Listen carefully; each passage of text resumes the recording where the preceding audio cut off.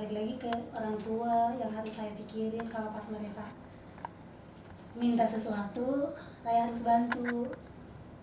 Dan hal yang paling bikin aku tekad untuk harus bisa, bahwa Din, kamu pasti bisa. Saat ini kamu belum sekolah. Betul. Tapi saya rencana untuk sekolah sih. Rencananya untuk sekolah. Untuk lanjut sekolah. Iya. Nah itu yang memotivasi saya untuk di sini suksesnya seseorang itu bukan jadi tolak ukur harus S1, S2 Betul. atau S3. Setuju sekali. Saya setuju sekali dengan itu. Iya. Tapi gimana kamu mau untuk bisa memotivasi diri kamu sendiri bahwa 5 tahun atau 10 tahun ke depan pasti kamu sukses. Nah Betul. itu yang saya percaya. Iya.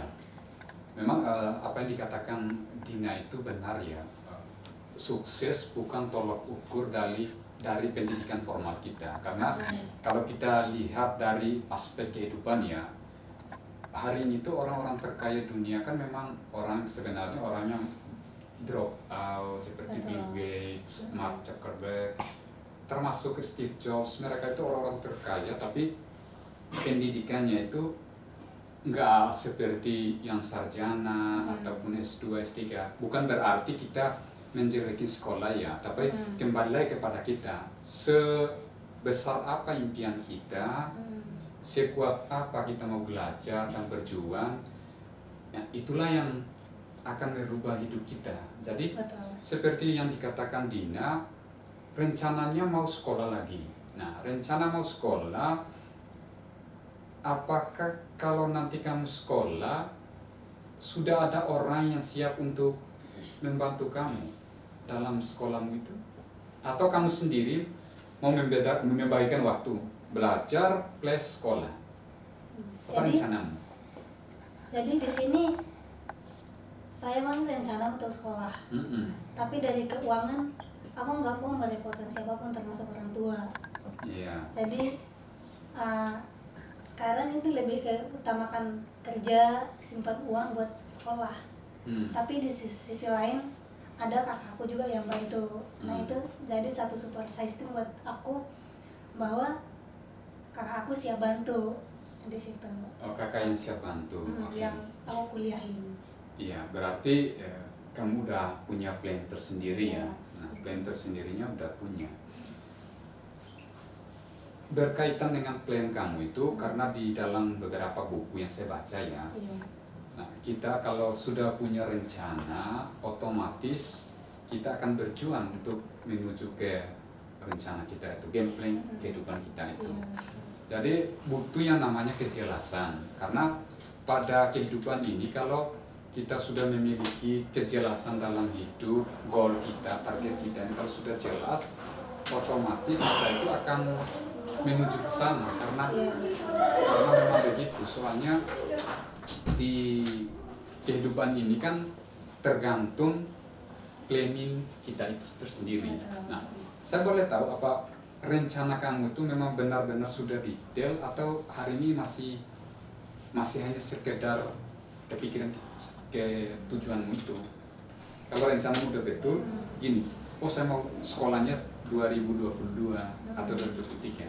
Saya kepengen dengan cerita darimu, khususnya tentang planning kamu itu. Jadi planning aku sekarang ini 3 tahun dari sekarang, aku kumpulin duit.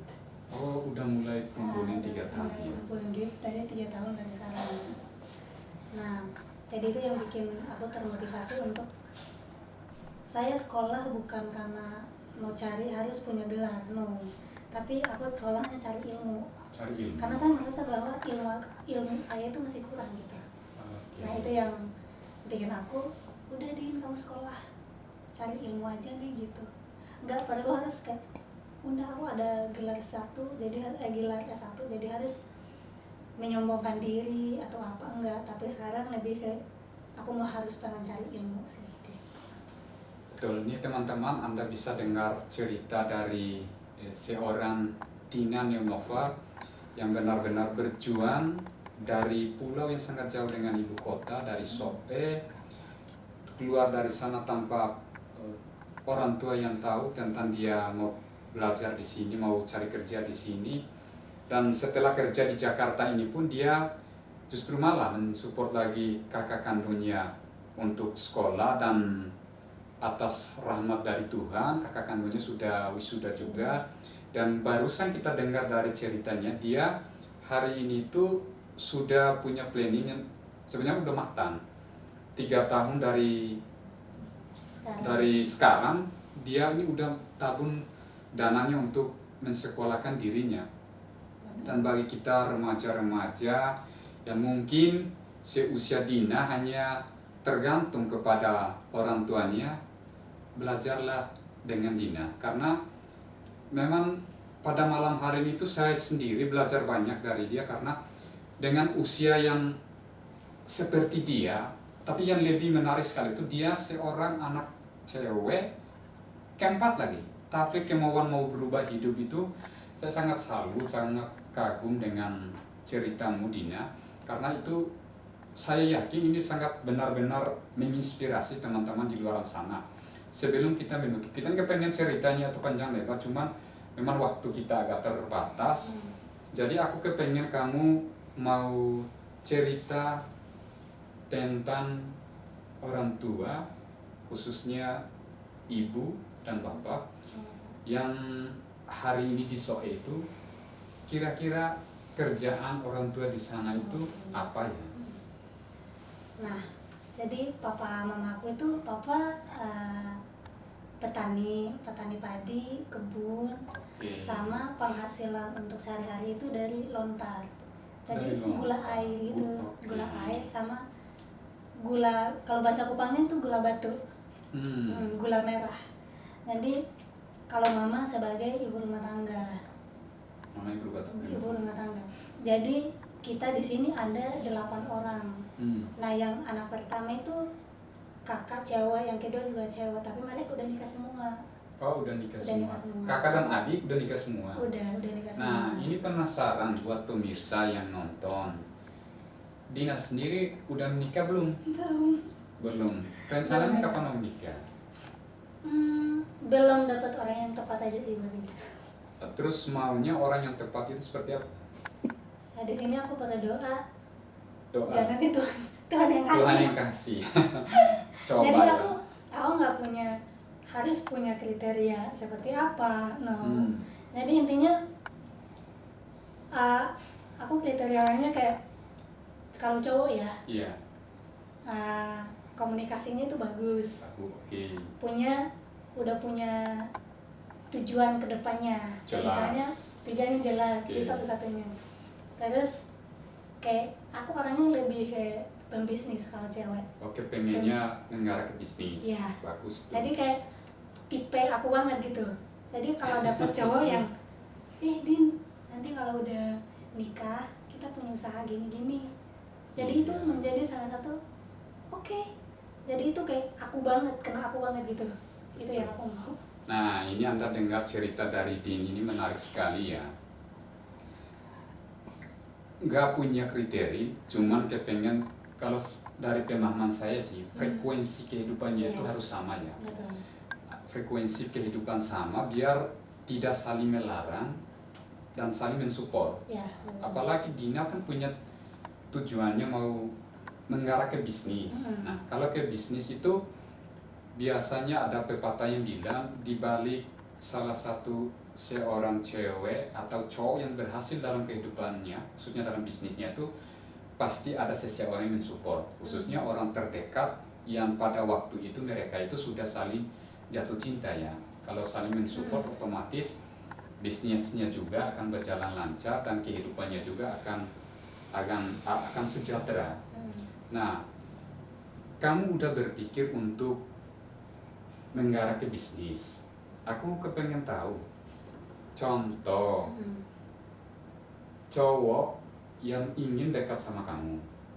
Pada waktu dia dekat sama kamu, katakanlah dia itu nggak frekuensi sama kamu. Oh, dia larang ini, kamu jangan kerja, kamu jangan ya keluar, jangan bergaul lagi sama teman-temanmu. Kira-kira apakah sikap apa yang Anda mau menangani tentang orang yang mau larang kamu seperti itu? Katakanlah si cowok itu kamu yang apa ya, kalau dibilang mohon maaf, kamu yang tergila-gila sama dia. Tetapi sikapnya dia malah mau menghambat semua impian kamu. Apa keputusan apa yang kamu mau ambil? Apakah mau adaptasi? Apakah mau meninggalkan? Atau iya mau jalan hidupnya sendiri-sendiri? Jadi buat teman-teman nih, kalau cewek ya, jangan mau kalau cowok itu ngelarang. Maksudnya oke, kalau kalian punya impian masing-masing, punya harapan untuk kedepannya setelah menikah, ini pesan aku, kalau nggak satu frekuensi sama kalian, tinggalkan. Saya bilang tinggalkan. Kalau dia belum komitmen sama dirinya sendiri, gimana dia mau komitmen sama kamu? Betul. Gitu ya. Nah, oke, lanjut ya. Jadi selama 7 tahun aku di Jakarta, mungkin bagi sebagian orang, apalagi orang-orang kampung nih, yang mereka berpikir bahwa wah Dina di sini udah sukses ya. Jadi mereka hanya lihat mulai dari penampilan, dia jalan-jalan kemana, sama siapa, makan apa, itu yang mereka nilai. Berarti mereka sudah berpikir bahwa Dina udah sukses di sana. No. Jadi masalah yang kita hadapi itu banyak banget. Betul. Jadi jangan menilai orang dari luarnya aja, harus tahu perjuangannya dia itu kayak bagaimana. Apalagi kayak masih muda tapi udah nggak berpikir bahwa saya masih muda, saya pengen senang-senang dulu. Tapi di sini balik lagi, semua perempuan itu punya prinsip